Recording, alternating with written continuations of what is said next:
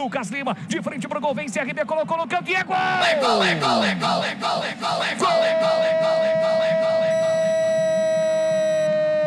Gol do CRB!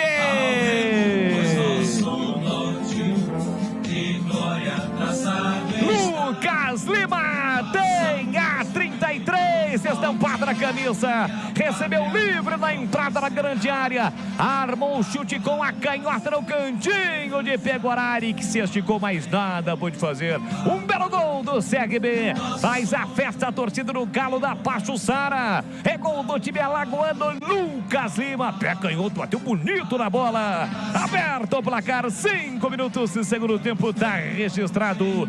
CRB tem 1, Guarani 0, e o detalhe do gol, Vladimir Catarino. Detalhe para a liberdade que teve o Lucas Lima, né? Já havia sido várias vezes nesse começo do segundo tempo o ataque do CRB.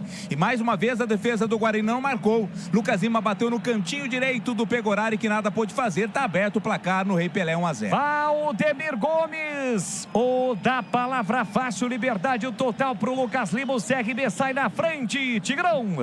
O detalhe, a história do gol pode ser contada assim: o CRB estava empurrando o Guarani para trás, os zagueiros estavam dentro da grande área.